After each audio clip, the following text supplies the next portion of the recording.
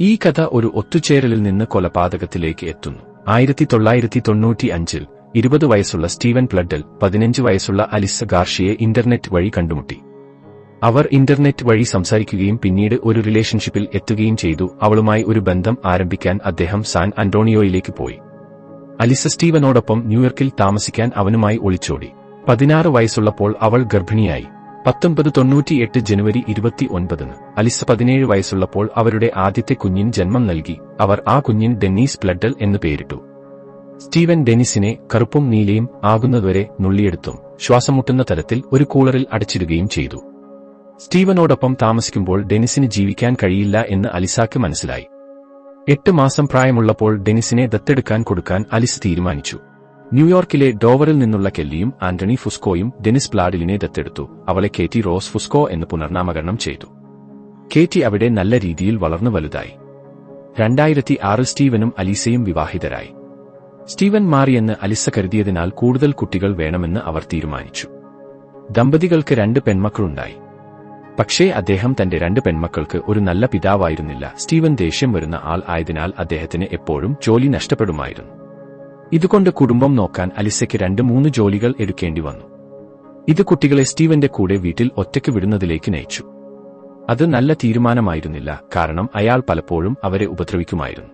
2016-ൽ Dover ഹൈസ്കൂളിൽ നിന്ന് ബിരുദം നേടിയ കേറ്റി ഓൺലൈൻ പരസ്യത്തിൽ പ്രവർത്തിക്കുന്നതിനായി ഡച്ചസ് കമ്മ്യൂണിറ്റി കോളേജിൽ കല പഠിക്കാൻ ഉദ്ദേശിച്ചിരുന്നു. 2016 ഓഗസ്റ്റിൽ കേറ്റിക്ക് 18 വയസ്സുള്ളപ്പോൾ ഫേസ്ബുക്കിൽ തന്റെ ബയോളജിക്കൽ അമ്മയായ അലീസ് പ്ലഡലുമായി ബന്ധപ്പെട്ടു. അവർ ദിവസവും അവരുടെ ജീവിതത്തെക്കുറിച്ച് സംസാരിക്കുമായിരുന്നു. ഒടുവിൽ അവർ നോർത്ത് കരോലിനയിലെ നൈറ്റ്ഡേയിൽ പരസ്പരം കണ്ടുമുട്ടി. കേറ്റി തന്റെ ബയോളജിക്കൽ മാതാപിതാക്കളായ സ്റ്റീവൻ, അലീസ്, മറ്റ് 2 കുട്ടികൾ എന്നിവരോടൊപ്പം അവരുടെ വീട്ടിൽ താമസിക്കാൻ തീരുമാനിച്ചു. അവളുടെ വളർത്തു മാതാപിതാക്കൾക്ക് ആശങ്കയുണ്ടായിരുന്നെങ്കിലും പിന്നീട് അവർ സമ്മതിച്ചു. കേറ്റി താമസം മാറിയപ്പോഴേക്കും സ്റ്റീവനും അലീസയും വേർപിരിയാൻ തീരുമാനിച്ചിരുന്നു. വ്യത്യസ്ത മുറികളിലാണ് ഉറങ്ങാൻ കിടന്നിരുന്നത്. കേറ്റി താമസം മാറിയതിൽ അലിസ സന്തോഷവതിയായിരുന്നു. അവളുമായി വീണ്ടും ബന്ധപ്പെടാൻ കഴിഞ്ഞു. പക്ഷേ അലിസ ദിവസം മുഴുവൻ ജോലി ചെയ്യുന്നതിനാൽ അവൾക്ക് കേറ്റിയോടൊപ്പം കൂടുതൽ സമയം ചെലവഴിക്കാൻ കഴിഞ്ഞില്ല. കേറ്റി എപ്പോഴും സ്റ്റീവനോടൊപ്പം വീട്ടിലുണ്ടായിരുന്നതിനാൽ സ്റ്റീവനും കാറ്റിയും കൂടുതൽ അടുപ്പത്തിലായി. സ്റ്റീവൻ കേറ്റിയോടുള്ള നല്ല പെരുമാറ്റം കണ്ടപ്പോൾ അലിസയ്ക്ക് സന്തോഷമായി. സ്റ്റീവനിൽ നിന്ന് ചില വിചിത്രമായ മാറ്റങ്ങൾ അലിസ ശ്രദ്ധിക്കാൻ തുടങ്ങി. താടിയുള്ള ഒരു സാധാരണ അച്ഛനെപ്പോലെയായിരുന്നു സ്റ്റീവൻ. ഒരു സാധാരണ അച്ഛന്റെ വസ്ത്രങ്ങളാണ് ധരിച്ചിരുന്നത്. എന്നാൽ കേറ്റി താമസം മാറിയതിനുശേഷം സ്റ്റീവൻ മുഖം ഷേവ് ചെയ്യുക, മുടി നീട്ടി വളർത്തുക, ചെറുപ്പമായി തോന്നിക്കാൻ ഇറുകിയ വസ്ത്രങ്ങൾ ധരിക്കുക തുടങ്ങിയ കാര്യങ്ങൾ ചെയ്യാൻ തുടങ്ങി. കേറ്റി താമസം മാറിയതിന് 6 ആഴ്ചകൾക്ക് ശേഷം സ്റ്റീവൻ സോഫയിൽ ഉറങ്ങുന്നില്ല, പകരം കേറ്റിയുടെ മുറിയുടെ തറയിൽ ഉറങ്ങുകയാണെന്ന് അലിസ ശ്രദ്ധിച്ചു. ഇത് അലീസയ്ക്ക് വിചിത്രമായി തോന്നി. സ്റ്റീവനിൽ നിന്ന് സംരക്ഷിക്കാൻ അയാളിൽ നിന്ന് അകന്നു നിൽക്കാൻ അവൾ കേറ്റിയോട് പറഞ്ഞു. കേറ്റി ഒരു കുഞ്ഞായിരുന്നപ്പോൾ സ്റ്റീവൻ അവളെ ഉപദ്രവിച്ചതിനെപ്പറ്റി അവൾ കേറ്റിയോട് പറഞ്ഞു. ഇതെല്ലാം കഴിഞ്ഞ കാലത്താണ് സ്റ്റീവൻ മാറി, ഒരു നല്ല മനുഷ്യനായി മാറിയിരിക്കുന്നു. അവളെ വേദനിപ്പിക്കാൻ സ്റ്റീവൻ ഒന്നും ചെയ്യില്ലെന്നും അവൾ അയാളെ വിശ്വസിക്കുന്നുവെന്നും കേറ്റി മറുപടി നൽകി. ജോലി കാരണം അലീസ് വീട്ടിൽ ഇല്ലാതിരുന്നതിനാൽ സ്റ്റീവൻ കേറ്റിയോടൊത്ത് ധാരാളം സംസാരിക്കുകയും അവളുമായി അടുക്കാൻ ശ്രമിക്കുകയും ചെയ്തിരിക്കാം. അലിസ ഇതിനെപ്പറ്റി സ്റ്റീവനോട് ചോദിക്കാൻ തീരുമാനിച്ചു.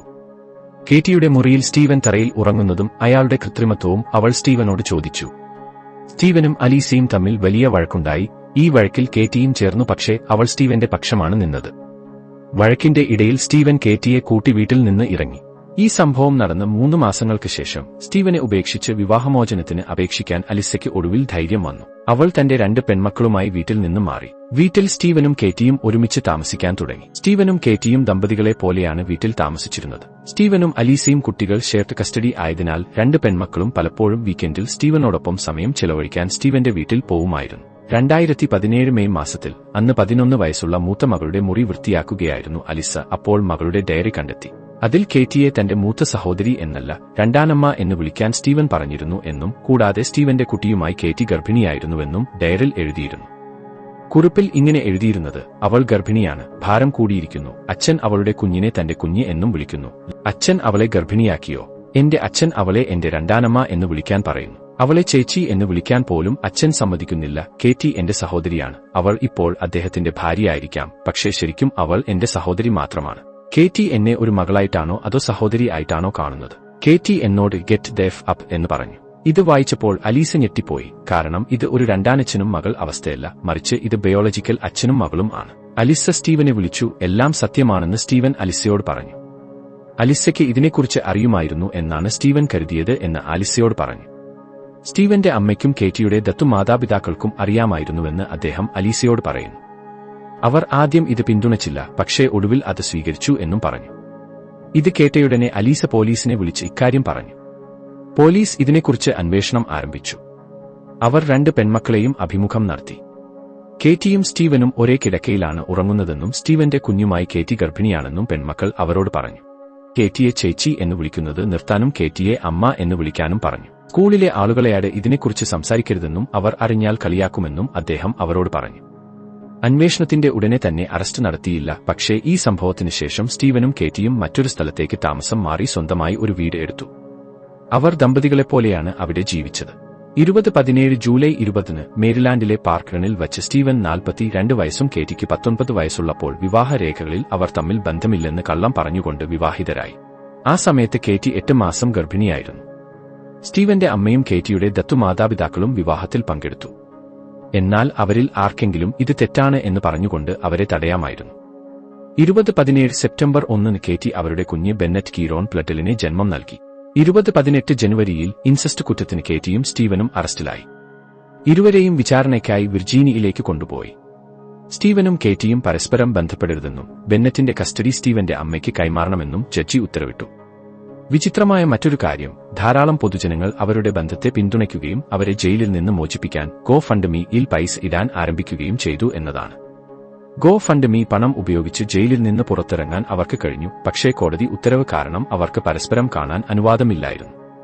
കേറ്റി തന്റെ ദത്തെടുത്ത മാതാപിതാക്കളുടെ കൂടെ തിരികെ പോയി.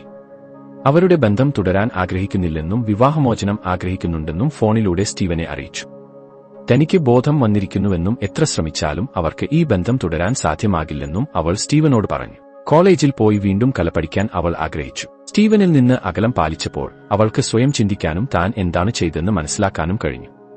അവളെ മനിപുലേറ്റ് ചെയ്യാനും സംസാരിക്കാനും സ്റ്റീവൻ അവളുടെ അടുത്ത് ഉണ്ടായിരുന്നില്ല. അതിനാൽ അവളുടെ തെറ്റുകൾ അവൾ മനസ്സിലാക്കി വിവാഹമോചനം എടുത്ത് ജീവിതം തിരികെ കൊണ്ടുവരാൻ അവൾ തീരുമാനമെടുത്തു.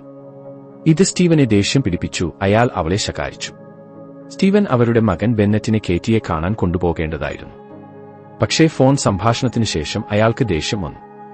2018 ഏപ്രിൽ 11 സ്റ്റീവൻ തന്റെ 7 മാസം പ്രായമുള്ള കുട്ടി ബെന്നറ്റിനെ വീട്ടിൽ വെച്ച് കൊലപ്പെടുത്തി കുഞ്ഞിന്റെ മൃതദേഹം ഒരു അലമാരയിൽ ഒളിപ്പിച്ചു. അടുത്ത ദിവസം സ്റ്റീവൻ ന്യൂയോർക്കിലേക്ക് പോയി കേറ്റിയുടെയും ആന്റണിയുടെയും കാറിനെ പിന്തുടർന്നു. ഒരു സ്റ്റോപ്പ് ചിഹ്നത്തിൽ അവർ വണ്ടി നിർത്തിയപ്പോൾ അയാൾ തന്റെ അസോൾട്ട് ടൈപ്പ് റൈഫിൾ ഉപയോഗിച്ച് അവരെ കൊലപ്പെടുത്തി. വെടിവയ്പ് നടന്നതായി സമീപത്തുള്ളവർ പോലീസിന് റിപ്പോർട്ട് ചെയ്തു. പോലീസ് അവരുടെ കാറിൽ കേറ്റിയുടെയും ആന്റണിയുടെയും മൃതദേഹങ്ങൾ കണ്ടെത്തി. തുടർന്ന് അയാൾ തന്റെ അമ്മയെ വിളിച്ച് കേറ്റിയുടെയും ആന്റണിയുടെയും ബെന്നറ്റിന്റെയും കൊലപാതകം താൻ നടത്തിയെന്ന് പറഞ്ഞു. വീട്ടിൽ കയറരുതെന്നും പോലീസിനെ വിളിക്കാനും അമ്മയോട് പറഞ്ഞു. എളുപ്പത്തിൽ പ്രവേശിക്കാൻ ഒരു താക്കോൽ പായയുടെ അടിയിൽ വച്ചിട്ടുണ്ടെന്ന് അയാൾ വിശദീകരിച്ചു.